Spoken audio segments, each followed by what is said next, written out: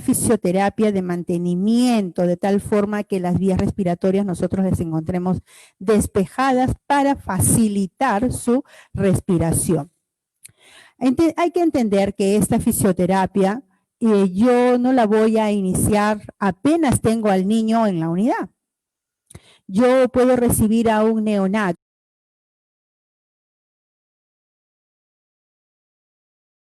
¿no? O en mi unidad de cuidado crítico, y yo no voy a iniciar haciendo fisioterapia en la primera hora, o el primer día, o el segundo día.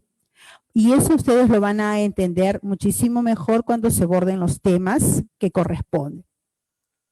Hay que entender, obviamente, que para esto todo el sistema respiratorio juega un papel importante.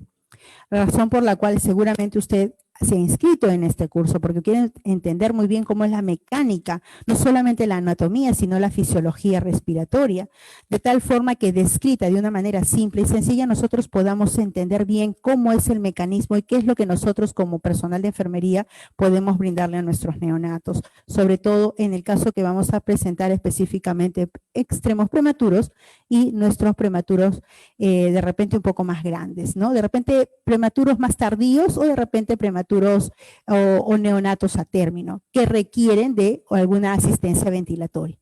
Bien, en este caso, lo que demanda para hacer una fisioterapia respiratoria definitivamente es la condición en la que se encuentra el niño. El niño va a requerir, ¿por qué razón? Porque de repente está con atelectasias, necesitamos movilizar secreciones que están atrapadas y que no están permitiendo realizar un adecuado intercambio gaseoso. Y esto ustedes lo van a poder visualizar en las tomas de los AGAS porque los AGAS vienen alterados. O las placas respiratorias, las placas de rayos X en las que nosotros vamos a ver determinados puntos en los que nosotros determinamos o vemos claramente las atelectasias fijas, ¿no? En su respectivo momento, las colegas les van a mostrar inclusive placas radiográficas para que ustedes puedan tener claro cómo es, ¿no?, las atelectasias en los diferentes niveles y cómo es que nosotros hacemos, ¿no?, esta fisioterapia. De hecho, nosotros contamos con un personal que es específicamente para realizar la fisioterapia respiratoria. Son fisioterapistas que realizan únicamente esta función. Ahora, no por eso no significa que la enfermera no lo pueda hacer. De hecho, el fisioterapista viene una sola vez al día y el resto de las horas nosotros tenemos que realizar ese trabajo complementario. Para ello nosotros tenemos que conocer cuál es la técnica en la que nosotros podemos ayudar a despejar las vías respiratorias, movilizar el moco, poder hacer una adecuada aspiración de secreciones para facilitar mejor la ventilación.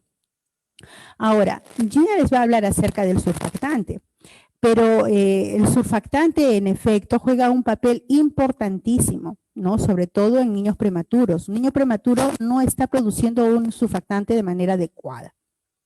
Y esto, sumado al hecho de que el niño está en ventilador mecánico, y si este niño no está con una adecuada temperatura del ventilador, un porcentaje adecuado de humedad, entonces es muy probable que este niño le sobrevengan este tipo de dificultades, ¿no? Las atelectasias son las complicaciones más comunes en pacientes neonatos, prematuros, que están con ventilador mecánico, inclusive también los chicos que están con CPAP nasal, ¿no? Entonces, ¿qué hacer cuando nosotros nos dicen, bueno, el niño está con una atelectasia? Bueno, entonces vamos a realizarle su fisioterapia respiratoria. Bueno, para eso hay varias técnicas. Yo me tengo que ajustar de acuerdo a lo que tengo en el momento. Si el niño está conectado al ventilador mecánico, entonces la vibroterapia o la percusión. Y la percusión podrían ser dos elementos importantes en el momento de hacer la fisioterapia respiratoria. La vibroterapia es la que utiliza usted manos. Para eso, obviamente, bioseguridad al 100% y siempre realizándola con guantes, de preferencia estériles, por el tipo de paciente que es en realidad. Ahora, no es que sea necesario, pero podría usted de repente esmerarse un poco en este procedimiento. Entonces, yo tengo a mi neonato, me ven ustedes acá, y yo voy a utilizar este movimiento permanente, aproximadamente unos 2 minutos. Yo voy a realizar vibroterapia, se llama, miren ustedes, de tal forma de que yo puedo de una manera suave, yo no estoy haciendo un esfuerzo muy profundo, yo no estoy haciendo reanimación, yo estoy haciendo vibroterapia. Por lo tanto, yo voy a hacer un movimiento de este tipo, casi superficial. Este movimiento vibratorio va a generar ondas a través de todo el pulmón, sobre todo en los alvéolos pulmonares, de tal manera que va a ayudar a despejar. Miren ustedes, ¿no? Quiero que ustedes vean, y sí se puede llegar a ver, ¿no? Cómo se va moviendo el tórax. Yo estoy usando apenas sí la fuerza de casi 2 dedos, no estoy utilizando más, ¿no?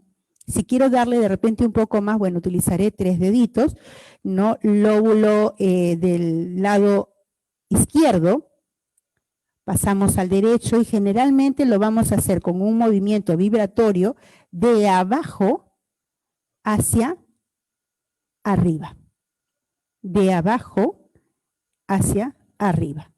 Y cada vibración usted va a tener como mínimo un tiempo de 2 minutos. O sea, va a tener que tener tiempo disponible para estar con su paciente y dedicárselo a realizar este proceso. De abajo hacia arriba. Obviamente, usted le va a dar mayor énfasis en el lado que está más afectado. Si, por ejemplo, usted tiene una atelectasia del lado derecho, entonces realizará este movimiento, esta vibración de este lado. Y generalmente la posición también va a ayudar mucho. Si usted tiene una atelectasia del lado derecho, entonces usted eleva siempre el lado derecho y realiza este movimiento. Ahora, si expone también la parte, ¿no? Dorsal, también usted puede realizar este mismo movimiento vibratorio de abajo hacia arriba. En ambos campos pulmonares podría usted también hacerlo, pero siempre, repito, dándole mayor énfasis en el lado que está más afectado. Ahora, usted ausculta, ¿no? Y va a poder comprobar que hay movilización de secreciones que deben ser aspiradas inmediatamente. Una vez que usted aspira secreciones, usted puede verificar, ¿no? En su monitor cómo la saturación de oxígeno va en mejora. Esta es una técnica. Esta es la vibroterapia, pero también hay otra que es la de percusión. Y para la percusión podríamos utilizar varios elementos. Podría utilizar mi propia mano, ¿no? Pero de repente podría usar una fuerza un poco más exagerada. Y tomen en cuenta que estamos trabajando con pacientes prematuros.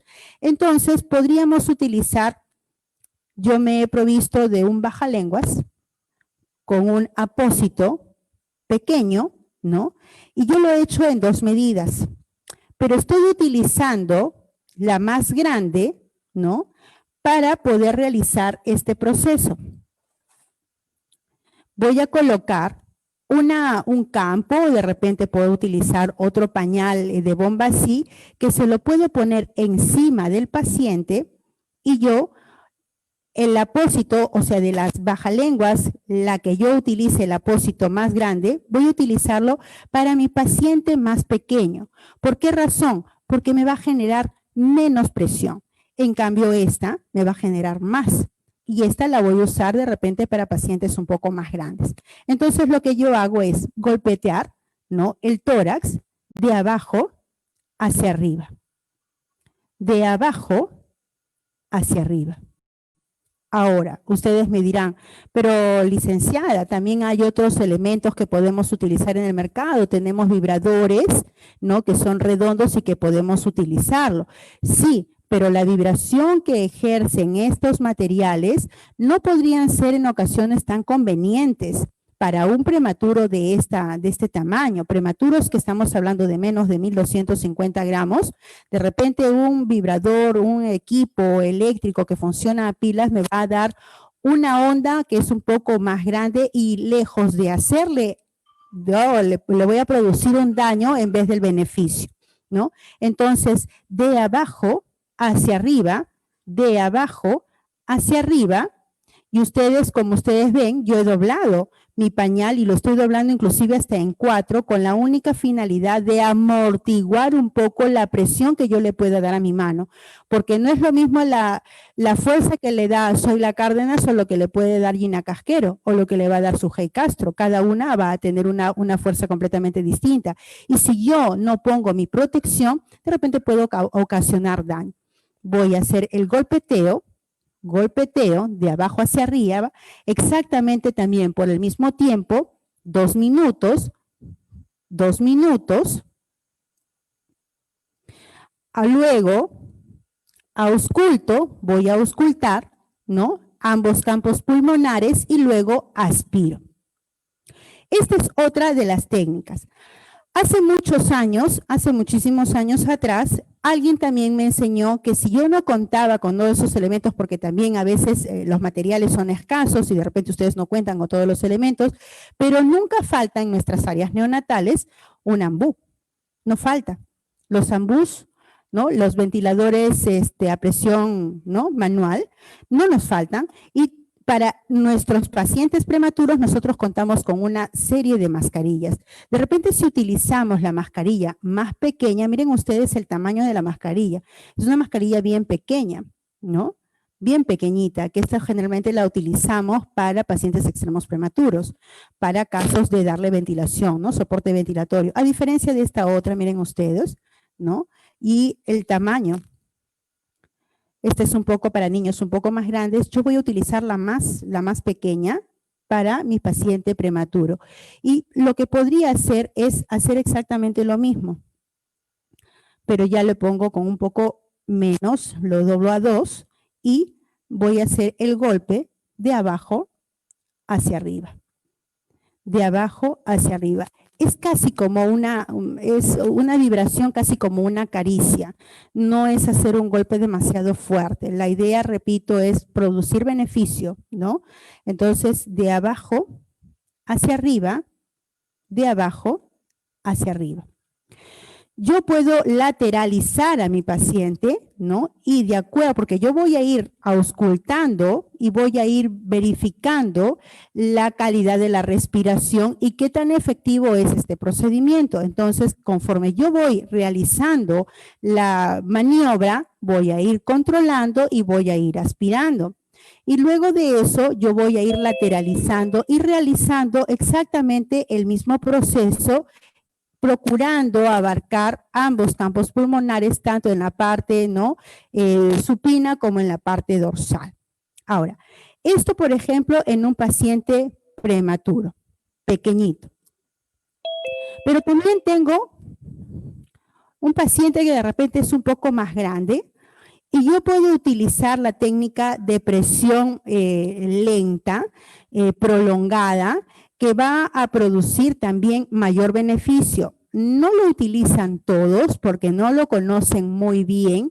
Es una técnica que realmente hay que saber dominar, hay que conocerla perfectamente bien y sobre todo alinearse con la respiración del neonato. Entonces, esto bien podría hacerlo cuando el paciente está, por ejemplo, con CPAP. De repente no me resulta muy efectivo en pacientes que están con ventilación mecánica, sobre todo si no conozco muy bien la técnica y más bien voy a producir mayor daño, ¿no? Entonces, yo de repente lo puedo utilizar en pacientes que tienen un CPAP nasal o en niños que yo les quiero hacer un mantenimiento, un soporte mayor para que su beneficio ventilatorio sea continuo y pueda pues realizar una alta pronta. Entonces, esta técnica es de la siguiente manera. Yo voy a poner mis manos, voy a darle soporte y yo lo que voy a hacer es esperar a que el niño ventile, ¿no? Porque el niño hace esta respiración, ¿no? Hace esta respiración. Entonces, yo lo que voy a hacer es, cuando el niño exhala, yo voy a presionar el tórax y voy a mantenerlo ejerciendo cierta vibración y lo voy a soltar. Nuevamente, espero que el niño exhale, presiono, hago ligero movimiento, ¿no? Vibratorio y luego suelto. Obviamente el niño que está respirando a razón de 40, 60 respiraciones por minuto, el hecho de yo generar presión va a impedir que siga respirando con total normalidad. En realidad lo que se desea es eso, es comprimir la respiración en el momento justo en el que está haciendo este movimiento, ¿no? La inhalación con la exhalación, para permitir que los alvéolos puedan irse disparando y puedan movilizar mayor cantidad de secreciones. De hecho, esta técnica probablemente sea muchísimo mejor, si yo la domino bien, muchísimo mejor que la vibroterapia simple o la de percusión. Simplemente es cuestión de saberla utilizar, de saberla manejar. No se olviden además que en todo este trabajo, que ahora yo lo estoy haciendo únicamente solo, fisioterapia respiratoria, también tiene que ver muchas otras cosas, muchos otros elementos, ¿no? Por ejemplo, el confort que yo le doy al niño, la posición, los cambios posturales, la aspiración de secreciones cada vez frecuentes. O sea, cada una de las cosas que yo realice en la unidad cuenta en el momento de hacerle la fisioterapia. Repito, fisioterapistas de repente solamente vienen una vez o 2 veces al día, pero el resto de los turnos es la enfermera la que está allí, por lo tanto es la que tiene la obligación y responsabilidad de realizar ese proceso. Bueno, eso sería todo con respecto a fisioterapia respiratoria. Espero que les haya gustado. Yo creo que este video lo van a tener, van a contarlo también en la plataforma, de tal manera que ustedes puedan